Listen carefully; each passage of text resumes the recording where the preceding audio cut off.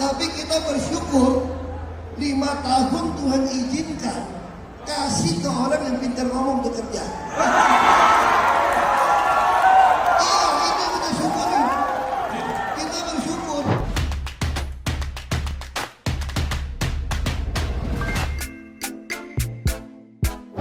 Memaknai sindiran Ahok buat Anies yang pintar ngomong tapi nggak bisa kerja.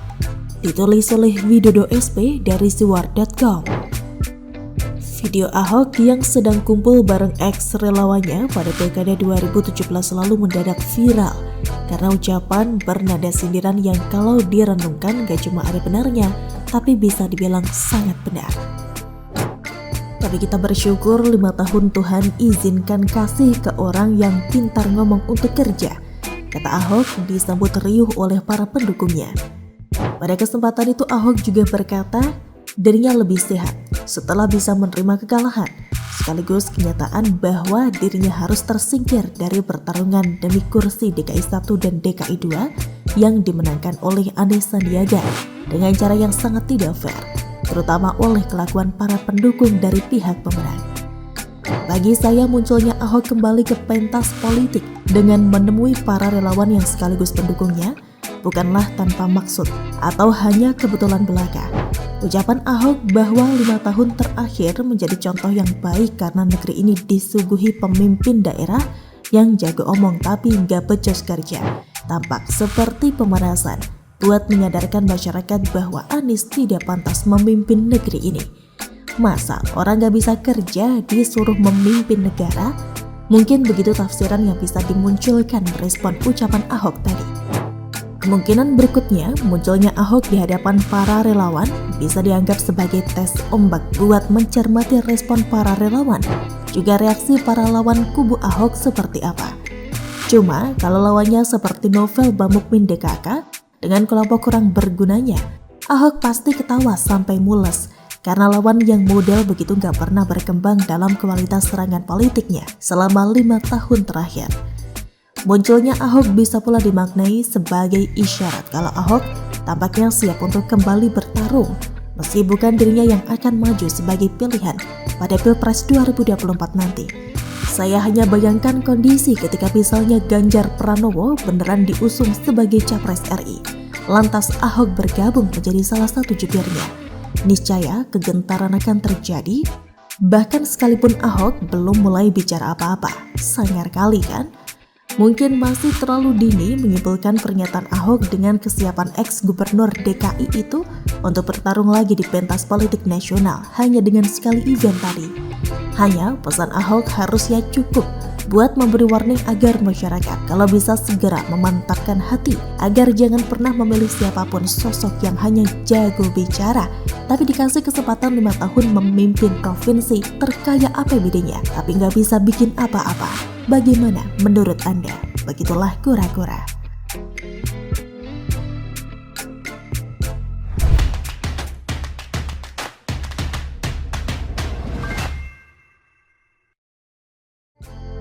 Numpang tenar ala Anies dalam pencabutan pergub penggusuran. Ditulis oleh Fransen Arianto dari siwar.com. Fraksi PKS mencoba membela Anies Baswedan soal proses pencabutan peraturan gubernur atau Pergub nomor 207 tahun 2016. Pergub ini sering disebut sebagai Pergub penggusuran era Ahok. Anies berupaya mencabut Pergub ini sebagai pemenuhan janji kampanyenya. Yang mengikuti proses pencabutan Pergub ini tentu tahu bahwa permohonan Anies dikembalikan oleh Kemendagri. Penyebabnya adalah belum ada regulasi baru yang disusun untuk mengganti Pergub yang diganti. Sebenarnya hal ini fatal, tetapi tidak begitu bagi fraksi PKS. Bagus itu, artinya Kemendagri ini diusulkan untuk buat turunan baru. Satu hal wajar, memang mekanismenya begitu, kata Ahmad Yani, ketua fraksi PKS DPRD DKI Jakarta, seperti dikutip dari detik.com. Pernyataan ini menggelikan. Kalau memang mekanismenya begitu, kenapa tidak dari awal menyusun regulasi baru? Mengapa mengajukan permohonan tanpa regulasi baru yang sudah siap? Apa Anies tidak tahu mekanismenya? Kalau tidak tahu berarti asal jalan dong, ya kan? Kembalikannya surat permohonan karena belum ada regulasi baru itu seharusnya dikritisi bukan dimaklumi. ada mekanisme yang tidak dijalankan. Wajar saja sih, karena memang memburu waktu agar terlihat memenuhi janji kampanye.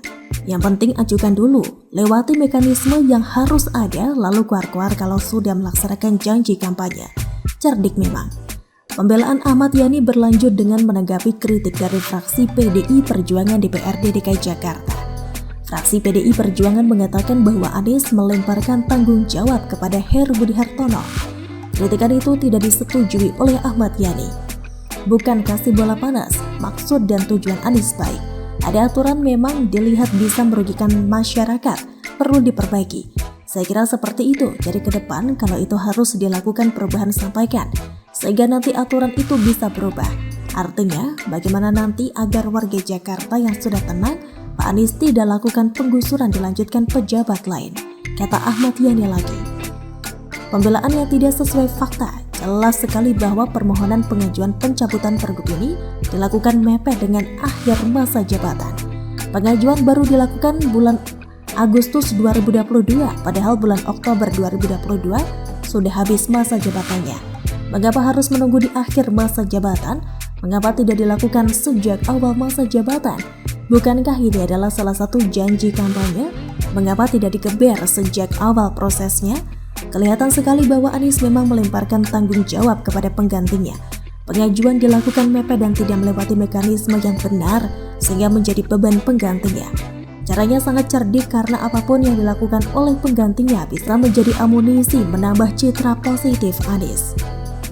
Kalau penggantinya tidak melanjutkan proses, Anies tinggal berkata bahwa dia sudah berusaha tetapi tidak didukung pihak lain. Kalau prosesnya dilakukan dan berhasil, maka Anies dengan bangga bisa mengatakan bahwa dialah yang memulai proses itu. Apapun yang dipilih Anies tetap tenar. Cerdik bukan? Karena itulah cara cerdik untuk penumpang tenar ini harus dilawan.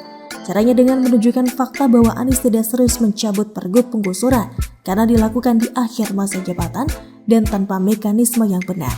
Jangan biarkan pembelaan seperti fraksi PKS lah yang berkembang di masyarakat. Kura-kura begitu menurut saya. Anda bagaimana? Tulis pendapat kalian di kolom komentar ya.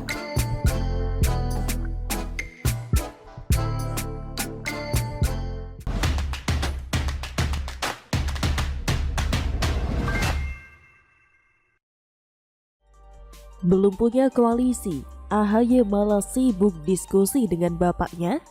Ditulis oleh Eko Wibowo dari siwar.com. Jauh-jauh ke Jerman segala. Iri bilang bos. Iya, aku iri. Apakah sebenarnya di kesehariannya AHY ini tidak akrab dengan Peponya ya? Karena untuk sekedar diskusi saja kok ya perlu jauh-jauh hingga ke Jerman? Atau sebenarnya mereka sedang mencari suhu yang lebih dingin? Karena biasanya dalam diskusi itu suasananya bisa sedikit memanas, terutama bila menyangkut masalah yang begitu sensitif, kardus cawapres misalnya. Sungguh enak sekali jadi AHY dan SBY itu masih saja kepikiran negaranya yang kata mereka sedang dalam masalah. Bahkan ketika rombongannya sedang berada dan jauh di sana, di Europe sono, tepatnya di Germany, Deutschland, Jerman. Saya berdiskusi dengan Pak SBY dan beberapa sahabat Demokrat tentang situasi ekonomi tanah air dan mencari solusi terbaik untuk rakyat. Unggah AHY dalam Twitter 4 November.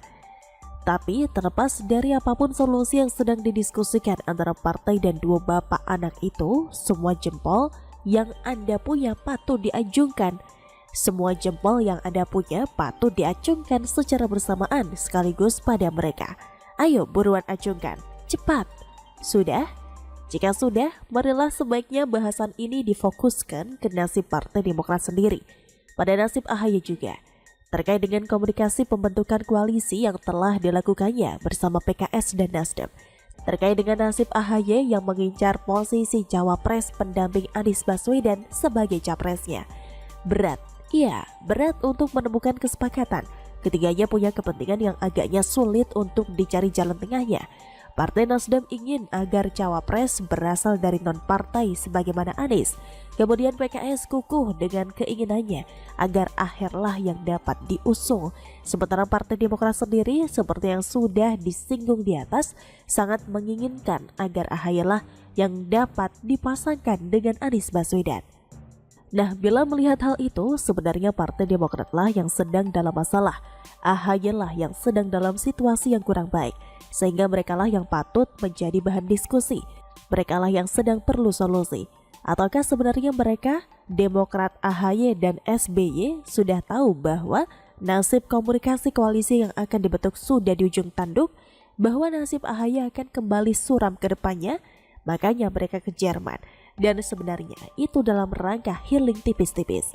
Kembali ke soal yang terbaik untuk tanah air dan rakyat yang sedang didiskusikan sahabat Demokrat, AHY dan SBY itu kira-kira solusinya apa ya? Jangan-jangan solusinya itu adalah bila AHY jadi presiden nanti, Indonesia akan dibawanya menjadi anggota Uni Eropa? Iya guys, European Union. Bagaimana menurut Anda?